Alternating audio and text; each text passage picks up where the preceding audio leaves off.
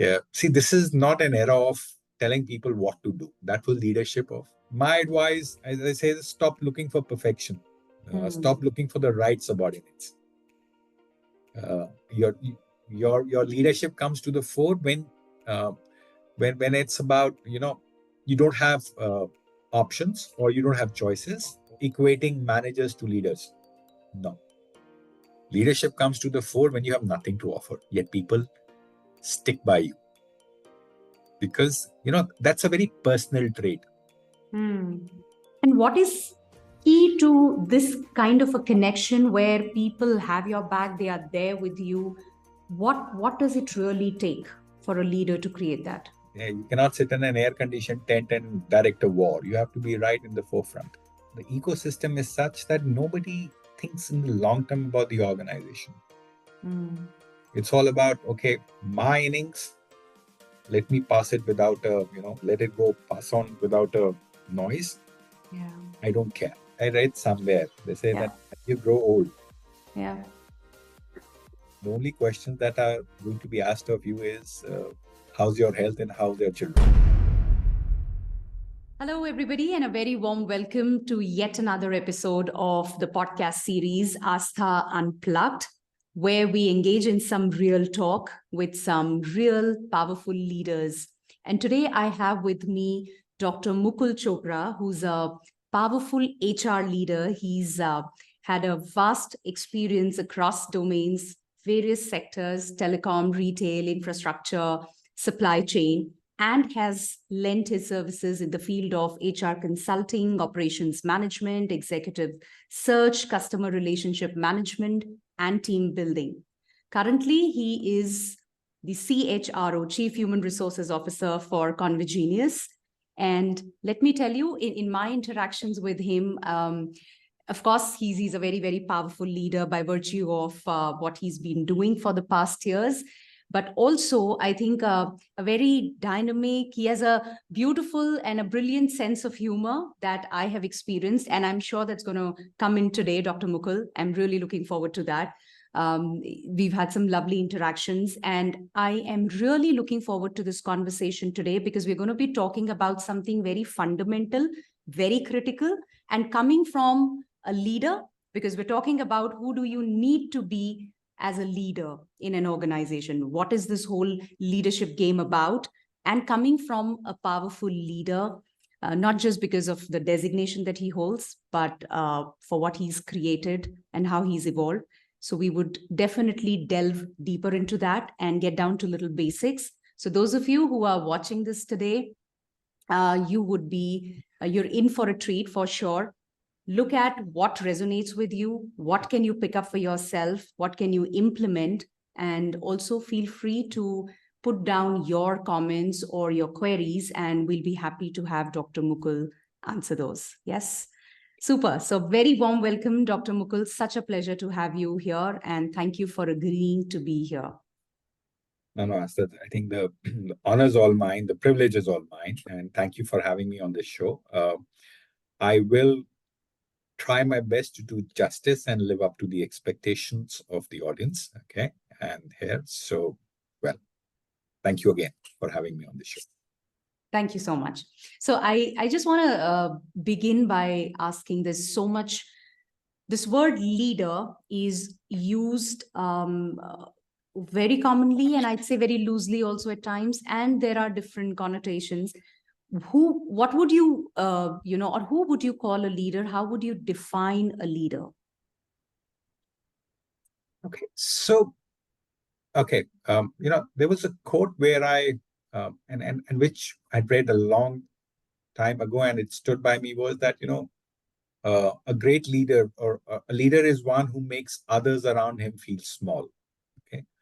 But a truly great leader is a person who makes others around him feel equally great. Okay. See, to me, leadership does not have, it need not be demonstrated. It has to be felt. You don't have to go parroting about what you are. People need to sense, uh, um, as I call it, something like an executive presence. You'll very often, you'll see that sometimes in a hall full of people, there's one person who commands attention, and it's not by virtue of the wealth or the power he or she wields. It's just by the aura they have. They naturally gravitate you Yeah. towards them. So that to me is a leader. Okay. Yeah. See, this is not an era of telling people what to do. That was leadership of, your. Now it's about harnessing them, giving them directions. Okay, because for them to accept you as a leader is that it's more like a consultative thing. They'll come to you when they think that you would be able to give them something which perhaps they have been struggling for. Yeah. Yeah. So that in a sense is about leadership nowadays, and it has got nothing to do with designation, got nothing to do with uh, power. It's got nothing to do with money. Sure. It's something which is intrinsic. You cannot acquire it. Wow.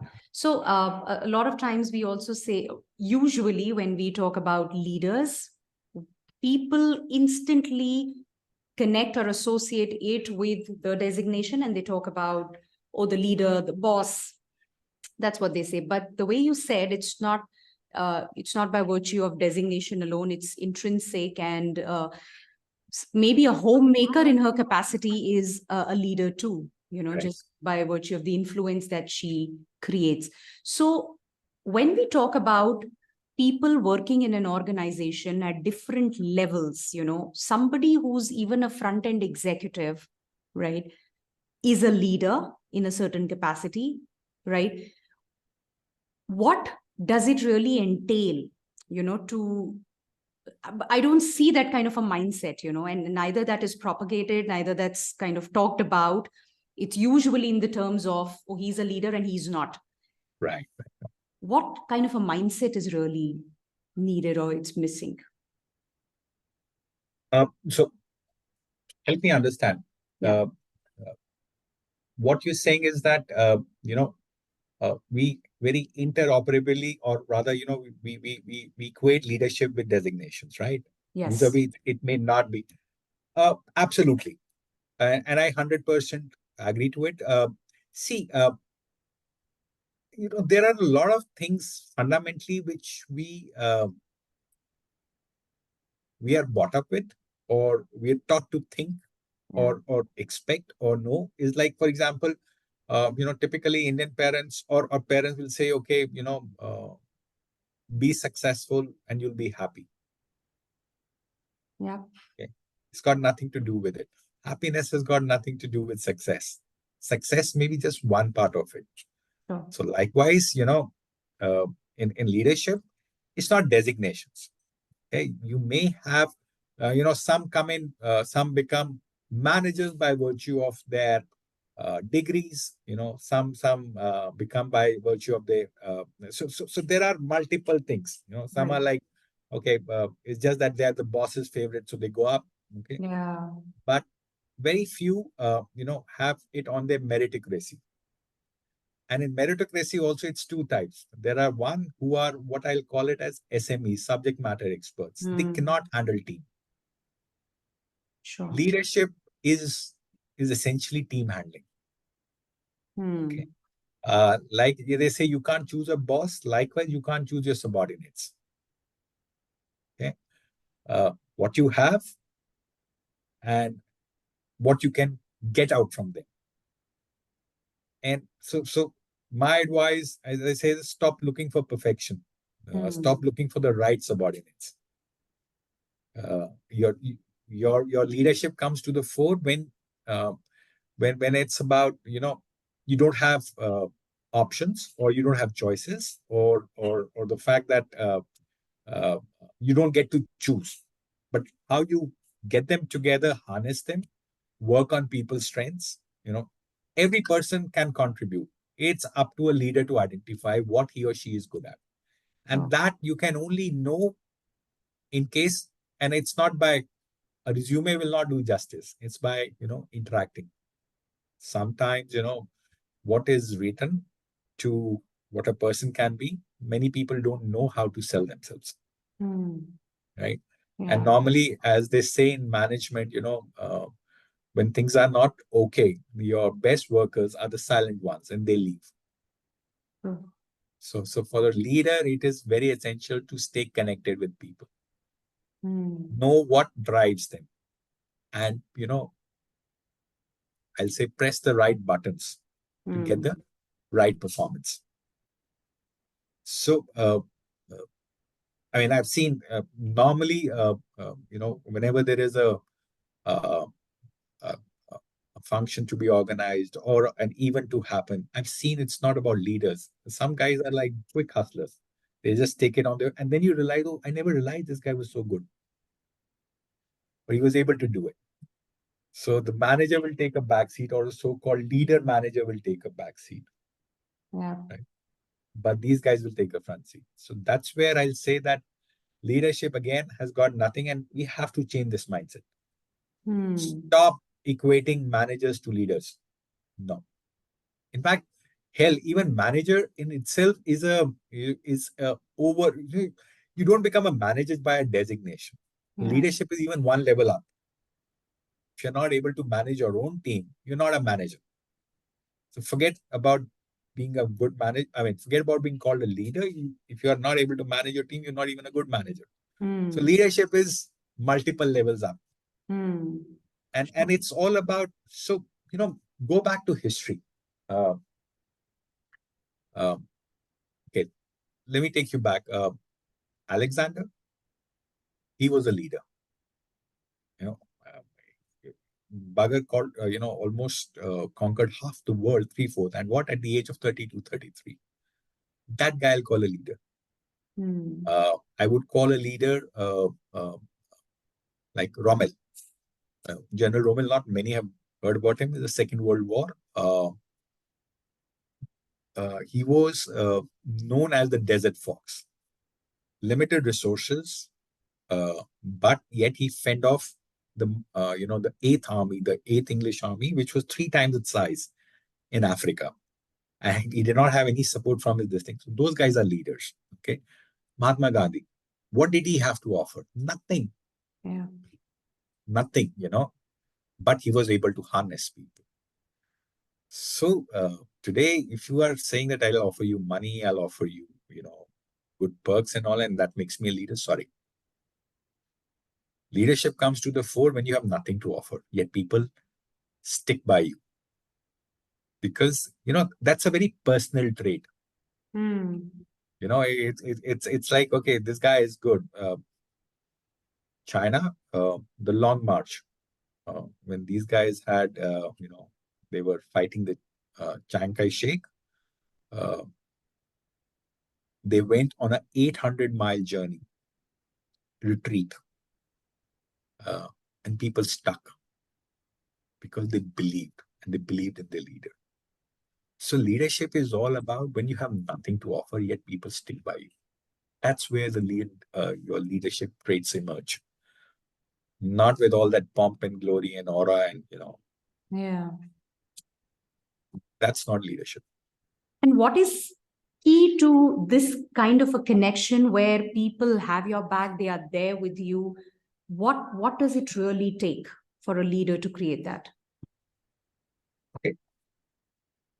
The first thing is, you know, uh, I think is you set a personal example. Personal example, whether in terms of your ethics, whether it's in terms of your work, uh, they need to see that. So, Mm. it's uh, you don't ask people to do what you cannot do. Mm. Yeah, you cannot sit in an air-conditioned tent and direct a war. You have to be right in the forefront. Why do you think the Indian Army does so well? Why is it that against all odds have they won wars? Because the officers lead from the front. Mm. They're not sitting 2 kilometers back in an air-conditioned trailer and directing their troops. That's how the casualties, the officer casualty ratio in the Indian Army is much higher because they Yeah. lead from the front. They Yeah. lead by example. Mm. Okay, Yeah. there is, I mean, it is called there are three words, and I'm forgetting the third one. It is called Naam, it is called Namak, and it is called Nishan. That's the three things by which the Indian Army goes through: salt, uh, the name, the reputation of your unit, and the insignia. That's what you fight for. Okay. So uh, at the end of it, it all boils down to your conduct. You have to be seen as fair. You have to be seen as somebody who can or who will do that work, right? Rather than hide behind. So just simply put, it's about these two things: your values and your work. Got it. So then you're saying then that leadership actually begins with self-leadership. So before you lead people out there, it's about how you're leading yourself. And then that reflects in the way you're going to lead people out there. Got it. So we see a lot of this missing today. Would you agree? You did mention that there are different versions of leadership and different ways of naming somebody a leader, etc.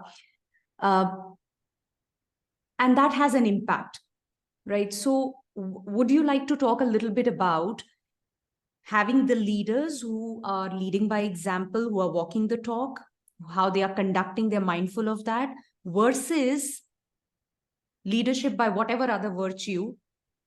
How does that overall impact organizations, and why is it that, why do we put up with this? Good question. See, today, I don't know, the ecosystem is such that nobody thinks in the long term about the organization. It's all about, okay, my innings, let me pass it without a, let it go, pass on without a noise. Yeah. I don't care. Okay. And a lot of, so for an organization, no, let's take the example of Tata's. Okay. They've been here for 125 years. It's a 100-year plus old group. Okay. What is it that we'll attribute to them that they have, they've not only, and I'll quote something which is on the back of your this thing: survive or thrive. Not only survive, but they've thrived. Okay. Firstly, is they saw the signals, they reinvented themselves. Secondly, their basic ethos, they did not change. They only changed the business model with times, but not their ethos. Yeah. That remained consistent. And that's what helped them where they are. Yeah. Vis-a-vis, if, see, a lot of people tend to say that their value system, they attribute it because the business has changed. So we have to change our values. No. You don't need to. You need to adapt, yes, but that doesn't mean you compromise with your core values. Sure. And that's is I think one of the reasons which people, again, like leaders being, a lot of people calling themselves leaders, and the same thing is happening now with this, is about organizations saying because the nature of business has changed, so we need to change our value system. Sab kuch chalta hai, really doesn't work. Chalta hai for those times, then will you again reinvent yourself if those things change? And then when people say, okay, we can hire employees, I can hire, I'll get you money or something, I tell them, fine, you're not hiring employees, or you're not hiring people out, you're hiring mercenaries who at this point of time will do your work, but the moment they get more money, they'll just scoot, because there is nothing called a value system which we are giving or offering or even looking at. Sure. Today we are just looking at, okay, do you know this? Fine, come on. But what are your ethos? What are your values? Are they compatible? We don't talk about it. Yeah. right? So that's where the dichotomy is. Mm. Hiring is today, hell, what do I talk about? What do I talk to a prospective employee about my ethos or ecosystem? So that's one of those values uh, which if I have, I will look into. But if I Mm. cannot define my own values or ethos systems, or they are just, tell me one thing, it's a very simple thing. In a household, do we have values plastered all across the walls to remind each family member? No. It is, you breathe, you practice. Okay? What? So just by plastering them on the organization, saying, okay, this is what it is, right? And somebody has to, demonstrate those values, and it's a selective demonstration of values. Yeah. The leadership say, done with it. We just got it. The others are supposed to practice it. Doesn't work, Mm. right? So that is something which is missing. Is sadly missing. Yeah, and it's interesting that I can't tell you the number of leaders who, when I work with them, and they have no idea about what their core values are. And then comes the second stage, where are my values aligned with the organization that I am working with? Quite interesting. Doesn't make them good or bad, but the point is that, how much attention do we even pay to the basics, the fundamentals, and yeah, I think, like you rightly said, the whole value, and that's where culturally something is missing. So where do you see this shifting? Like when we say, who does a leader need to be? What I'm hearing is somebody who is walking the talk, somebody, the way he conducts himself, the way he stands rock solid for his values. And then, of course, that passes on, and then the team feels it and everybody around. But the fact also remains, as I see it, is that it flows from top to bottom. So a lot of times when, the leaders at a lower levels of hierarchy, when they are willing to do the work and they say, I really want to have a good working environment, and I'm okay, what needs to be done so that I can turn around the relationships and have a good camaraderie with my boss, etc. Um, it's not, sustainable, because it's not reciprocated from the top. So then it has to flow from top to bottom. Where do you think, or uh, where should the work start? I'm sure there's lots happening, and I don't know how much are we present to this at a broader level, but where should it start? See, one of the things which I see is, uh, or one of the traits which Yeah. today leadership in leadership is very essential is resilience. Yeah. Okay. Uh, Today, I see most of the leaders, they crumble under pressure, and they like, osmosis. I've not read much of bio, but it's about, they just pass it on. Yeah. You know, so today with a subordinate, there is no ozone layer which separates them from, So if the heat comes from the top, it is directly, passed on to the subordinate. Okay. That's the biggest failure of so-called leaders. Mm. I remember when we were youngsters, we would have sometimes managers whom we can call leaders. He would, he would, he'll blast the living daylights out of us. He would be a taskmaster, but Mm. he would not let anybody say anything about his team. He'll say, you pass through me. Mm. Yeah. Now it's like bypass through me. So, Mm. so when there's no protection, then everybody is out to save himself. And then and ironically, then you have the gall to say that I'm a leader. Yeah. Uh, you know, you can't have a zero error syndrome. You cannot Yes. have people. If they're people, they'll make mistakes. And if they're your people, you need to own it up. So if you want to take the glory, then have the guts to take the downfall also. That is not there, and that's missing. So this permeability uh, of pressure, if something hits at the top, it's made sure the bottommost guy also gets equally hit, and that creates normally what happens is the lowermost layer is the most vulnerable. As, uh, as they say, a small somebody sneezes in New York and you have a tsunami out here.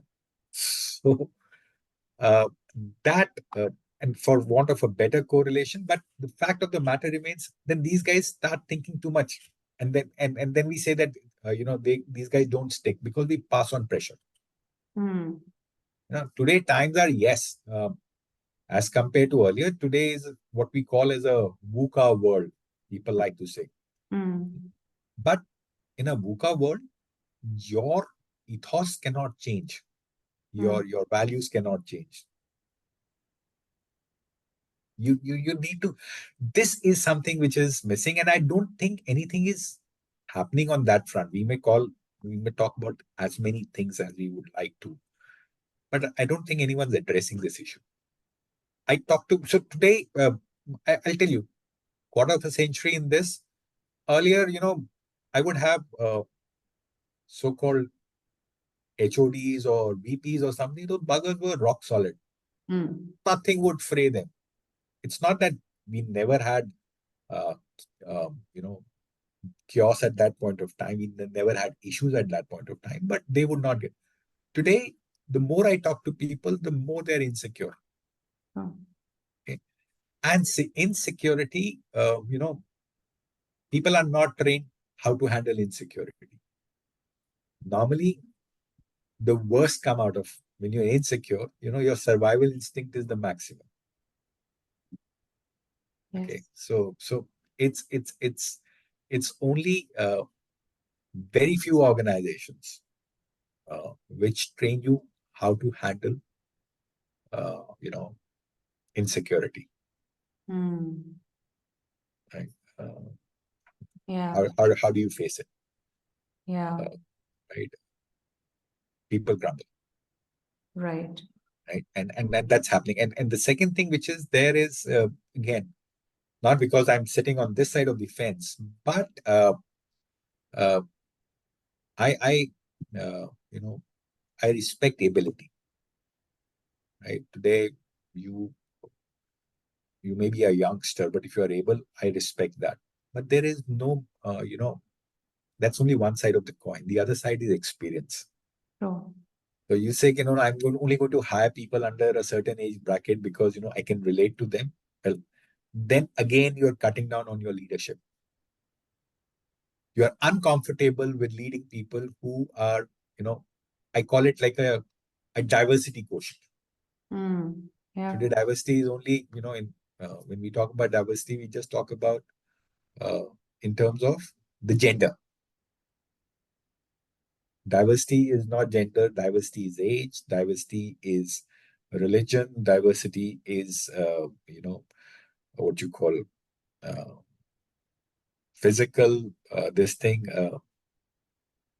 people who are physically, that's how you capture diversity. Okay. But then people are loath to do that. And then you want to call yourself a leader. So, yeah, that also is, and that's why there is so much of, they can, why reinvent the wheel again and again when somebody can tell you, okay, this can be done this way? Why do you want to go through that? That's what is happening with the so-called younger generation now, the startup generation. An organization is about manners and planners. Okay, I've handled retail. The store associate out there is just supposed to ensure that The SKUs are there on this thing. It's the billing guy who's key, because how quickly you get billed, he's key to it. But if you put a store associate as a billing guy and a billing guy as a this thing, they will not like it. So there is role for everyone. You cannot have suddenly everybody that in my organization will be either from IITs or IIMs or something like that. Who will do the other work? So I just put it like this. So that this dialogue in Divana, आज मेरे पास गाड़ी है, बंगला है, तो तुम माँ किसके पास है? मेरे पास भी है. And this gets okay, fine, then where is the mother? That's the same thing which is happening. Everybody is out, okay, I need to hire. Nobody, thinks it through that what will that person end up doing? And will he like doing it? And then we talk about attrition. But why is this happening? Is it because it's like a race, like you said, a majority of them are exactly doing this, So at what point, does it need to be addressed? Like it's not been addressed, but isn't it somewhere about or okay, maybe we can start by talking about a leader which you witnessed who's kind of shifted, or you see him or her as the leader that we're talking about. Who is he being to be that powerful leader who's walking the talk, and he's in the same kind of a similar environment, and yet he's being that leader. So if we can talk and pull out a little bit around that, maybe. So I'll tell you, what normally happens is any organization, who will say have a toxic work culture, so to say, will not change itself till the time they trip. Right? And when they trip, perhaps the last thing which comes in their mind is it because of our work culture? Okay. And that happens in the majority of organizations. I have worked with some CEOs, okay, who did not have those designations, who did not even perhaps had, not to get designation on the word, the qualifications. They were not IITs, IIMs or something, sure, but their man management skills was very good. My CEO in Reliance, it's been almost 14 years now. I have quit Reliance. Yeah, almost more than, in fact, 17 years. But even if I call him now, and I feel like calling him, okay, he still remembers my wife's name. He remembers my kids' names. He asked him. So that's something, it's not about he threw money at me. Yeah. Something like that. It's just that relationship, that connect he built. That today is missing.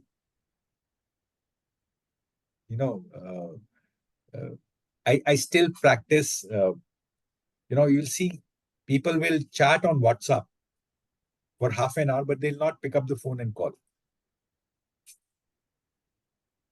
Yeah. So we are so much in awe of technology, or we got so fascinated by it, that we are forgetting our our core things. We're getting away from it, and we're getting more restless without realizing it. So if you want to be called a leader, do you know your people? Yeah. Yeah. And if you think you're a leader, then all those people who have left you, are they still in touch with you? Because now you don't have a designation. I mean, to them, you're not the boss.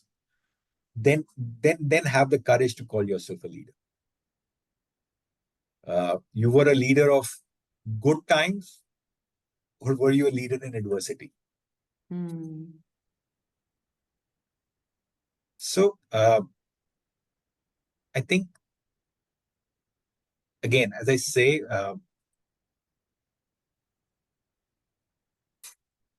suddenly money was thrown in.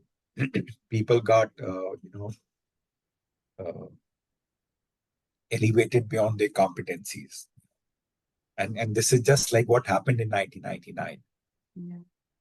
Sorry for my throat. But, you had the dot-com boom and the dot-com bust. It took 6 months. I was in Silicon Valley. You just need to have an idea, and you need to say .com, and you funds would be thrown at you. The same thing we witnessed 2 years ago. Crazy money, crazy valuations. And now look at the hubris or the debris which is all around.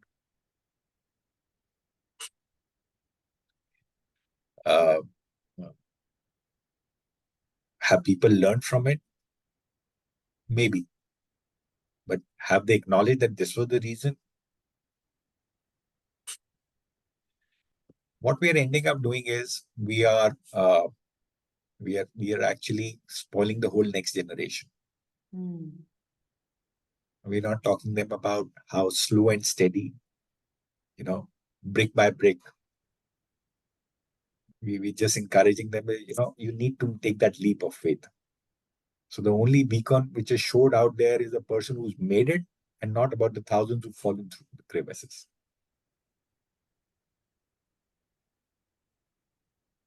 So now, okay, but I'm an optimist. I think sooner or later this realization will come in that ultimately it's all about people. Yeah. In fact, Saturday morning, in fact, I got up early. I started. So just posted on LinkedIn, and I would urge you to go through that. It's a longish one, but the end of it is that it's about our fascination with technology. And I tell them, so I said, even in if you see the Marvel universe, so I tell people that I say that in the end, Iron Man killed Thanos and not his suit. So technology will never ever replace people. Okay, we'll get over technology. Our fascination with the technology, it will become obsolete because it has got nothing new to offer. Something better will come in. We'll discard this. I've been in telecom. We used to have those phones which were, not the smartphones. We came in from that era. But how quickly we went through it. Right. Every year, the same. Today, everybody's talking about an iPhone 15. Next year, it'll be iPhone 16. We'll be out to discard this. But in a relationship, we don't do that. Do we ever get tired of our family? Do we ever get tired of our friends or even our enemies? Yeah. Because they keep on evolving. And they evolve because the human brain evolves. Yeah. Right? Technology is created by human brains. And we are out to put a majority of this into the ventilator. Let technology. No, it's not. It's not God. It's like money.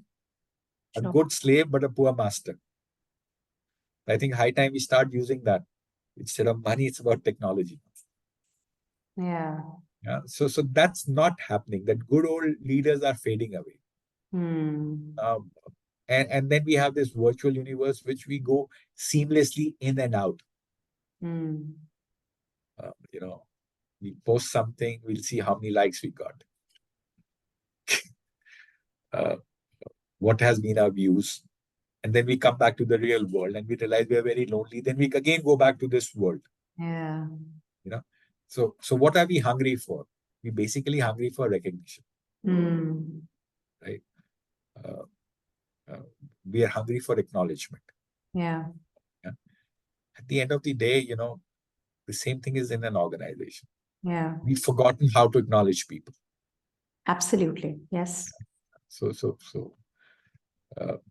one of the things which, and I'm talking about early 2000, when the IT industry started booming and it started coming on age, in fact, late 90s, there would be a lot of attrition issues with the same story, 30%, 40%. And then somewhere I realized that it was not about, giving them toys. It's not that those guys were not spoiled silly. I remember organizations having 5-star meals. They had a dating allowance. I mean, that time, and NIT was known for all this, yet people were unhappy.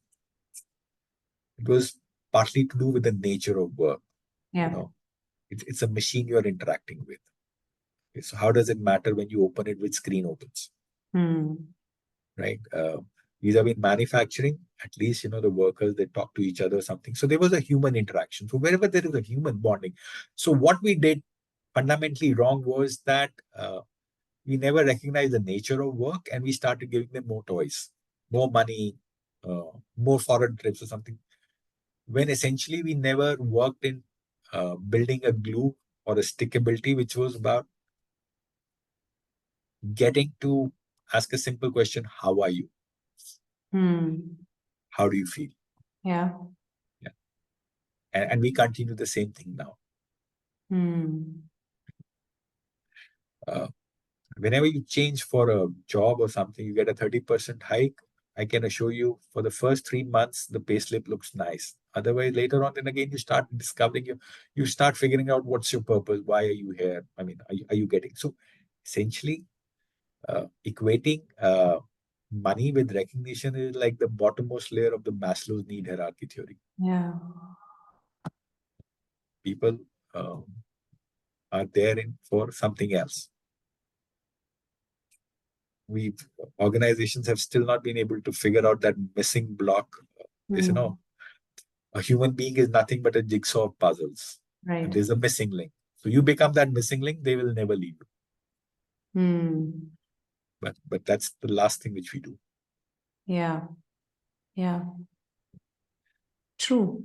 I think somewhere you spoke about the connect, which is kind of gone missing, and we never think about it. And I know of leaders who have their personal lives messed up.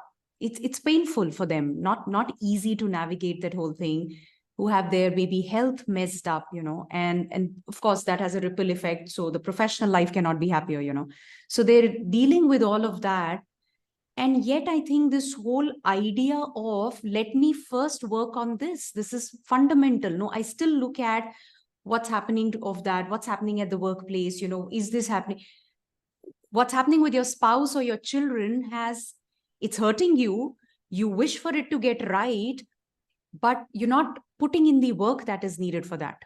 Like, can I just let it be and maybe attend to it? Similarly, I'm spending 12 hours in a day or 10 hours in a day at my workplace. Can I attend to this? So not that I don't understand, I know this is messed up, but one, we are so given up. Oh, if my boss doesn't appreciate, if my colleague doesn't do this, if my subordinate doesn't do this, then nothing can change. So the taking charge, the ownership, I think has completely gone missing. Oh, I see leaders say, Astha, what are you talking about? You have no idea. No, no, no. That's not how it works. Right. So that's one thing. And then two, the whole thing has kind of overpowered me so much. I feel, okay, let it be. That's how it's going to be. As I read somewhere, they say that as you grow old, the only questions that are going to be asked of you is how's your health and how's your children. Nobody's going to ask you which car you drive and which house you remain. Like I said, our generation was brought up with that thing about and we passed it on to our kids, is that success is equal to happiness. Yeah. What you're saying is absolute. People, we talk amongst us. I say, doesn't this guy have a conscience? How can he do this? Then you realize that they don't even know there's something called a conscience. No. We say, how is it that you can face yourself in the mirror after doing this? What? It's dead. Yeah. That endless cycle of chase and something. And trust me, their fall is the biggest. Not that I mean bad for them. I feel sorry for them. Yeah. Because at the end of the day, one day you will wake up and you realize there's one world which does not exist, which is office. Yeah. Okay? It's home. And that's something which, because you've spent so little time or something, they're used to you not being there. Yeah. And that question comes in is, I did all this for you. And they say, we never asked you. So true. So yeah, it is.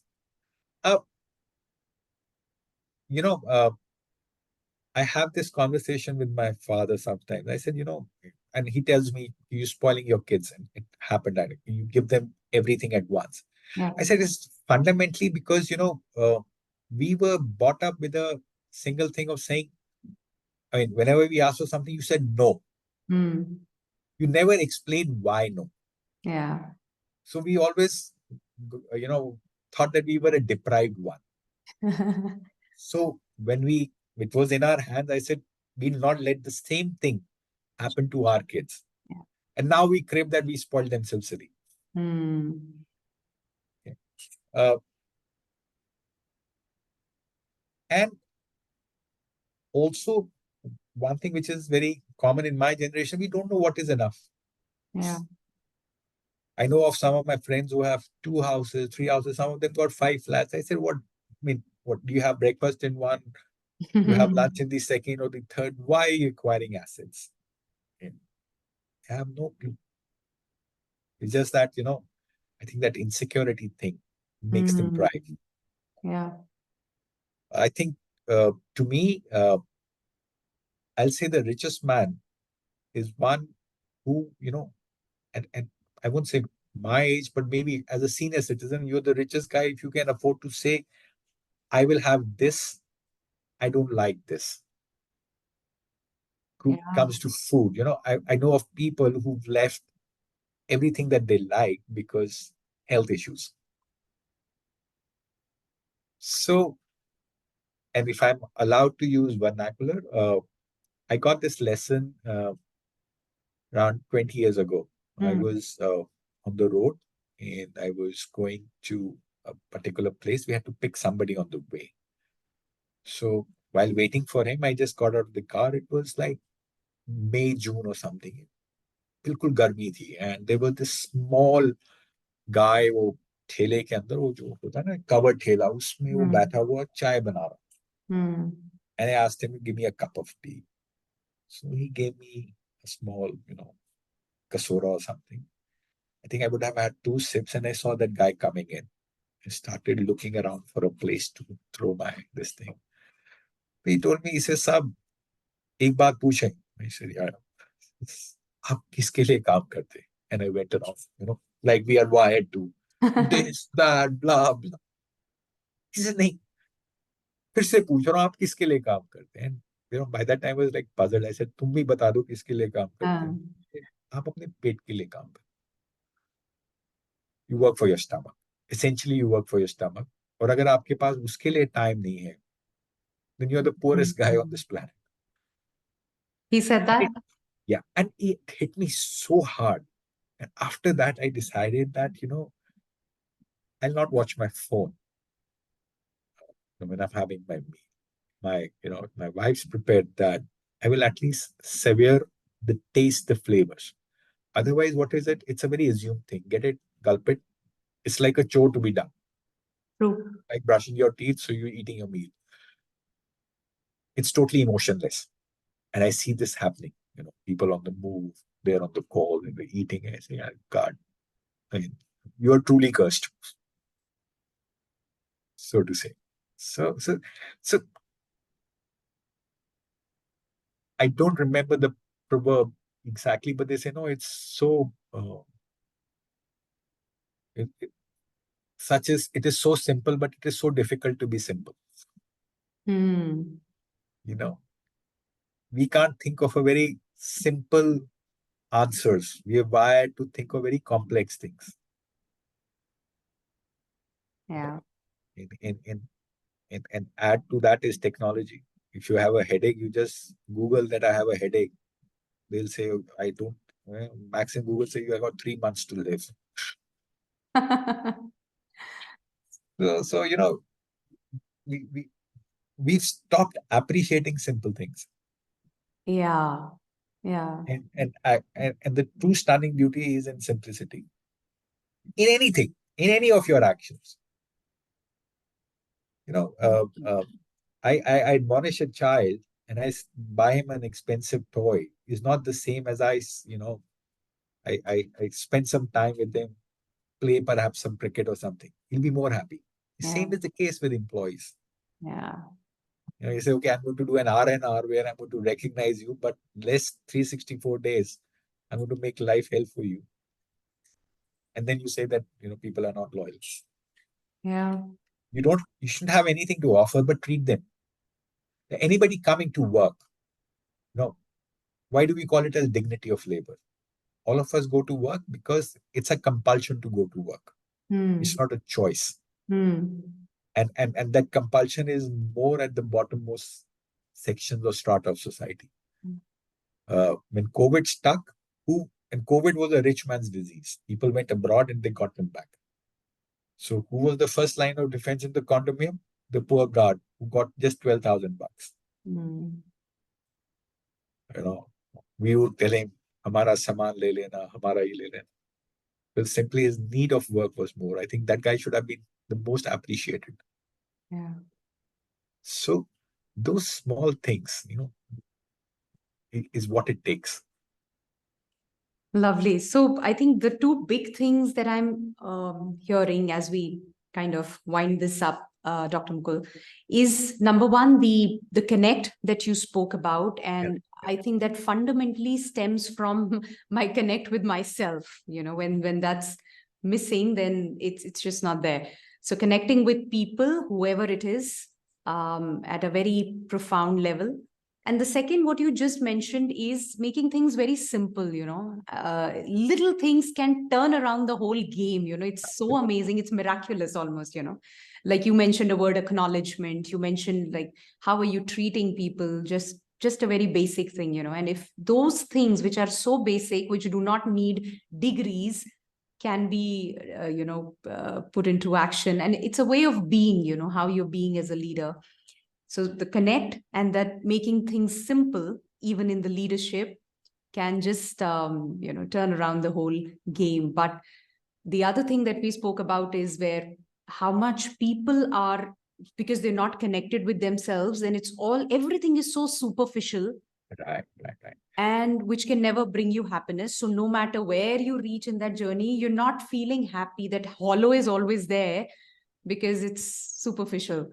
And it's painful, like you said. I feel sorry for them. So if only we can, I think the message, what would be your message to the leaders that exist today, the leaders that are there across? What is it that, the work that needs to be done, which is extremely important, and that is probably being missed out? Then they think, no, this can take a backseat, it's okay, but there are more important things that I need to do. So what would be your closing remarks? Not very big one, but I'll say go back to basics. Okay? We're losing touch with basics. Yeah. Basic civility. Yeah. Trust me, just asking a subordinate, how are you? Ya kya haal hai tere? Yeah. Right? And it should not come out as a chore. Yeah. It has to be sounding very natural. Or, once in a while, instead of giving him a gift check of 50K or something, you just put an arm across the shoulder and walk on the corridor. You just see that pride they have. You have to, you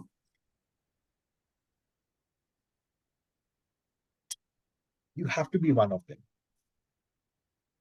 They have to see you as one of them. And trust me, even if you have nothing to offer, they'll still hang by. Yeah. So again, go back to basics. And they say that people are to be, respected, and technology is meant to be used, not the other way around.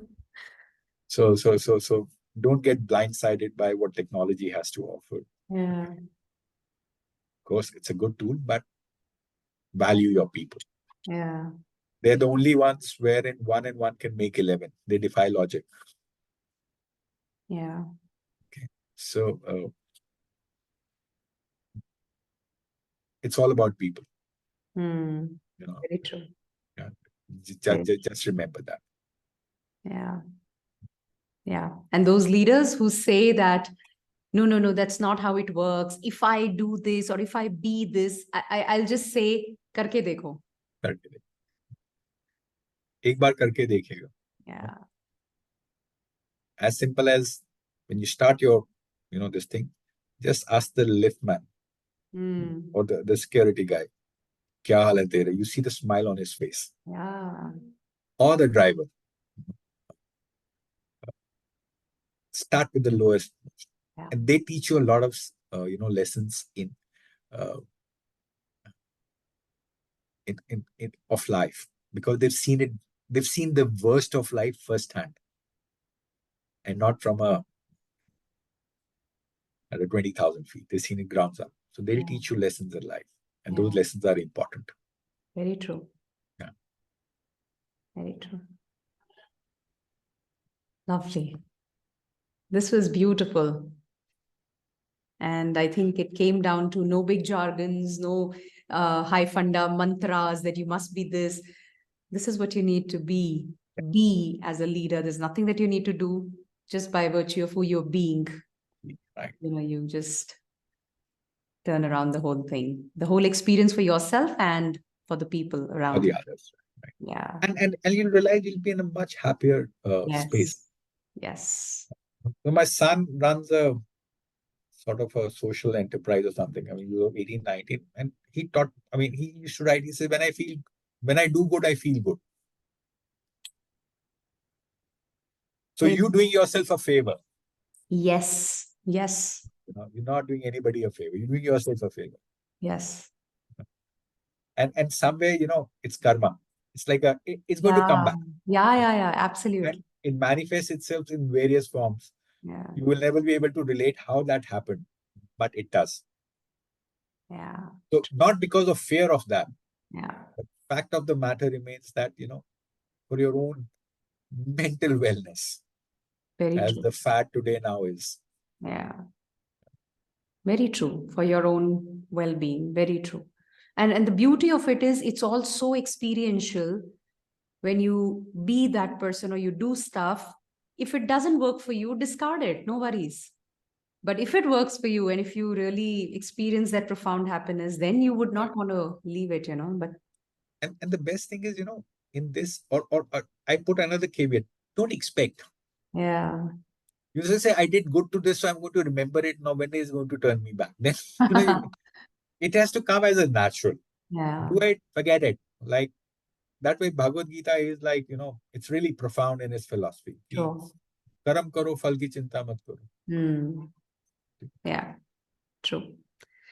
Lovely. So that was a very profound and yet very powerful message. And I would urge all the leaders across the organization, in the organizations, across the hierarchy, to reflect on where do you stand with respect to your happiness and with respect to your experience of being a leader and people's experience of you, and then get down to trying and doing stuff that is needed, which is getting on with the work. There's nothing wrong with anybody. He's a good leader. None of us is a born leader, but I definitely say reach out, work with people, reach out to people in your organizations, whoever you feel is like, wow, I love being in his energy, and get down to doing the work that's necessary. It is all learnable. It's all a skill that can be acquired. That's the beauty of it. But do that for your sake first, and then of course for people's sake as well. Absolutely. And yeah. Thank you so much, Dr. Mukul. Such a pleasure. I really loved this conversation. It was quite insightful, enriching, and I'm sure people are going to have their own takeaways. So I'll request everybody to please share your takeaways in the comments. As you see these, we're going to put a teaser on the LinkedIn also, so you'll know when the full episode is going to come out for all the people. And if you have any questions that you want to put out and you would want an answer, please share that as well. Yeah. And we'd love to hear from you. So thank you so much. Thank you, Aastha. Thank you for having me on this show. Yeah. Thank you so much.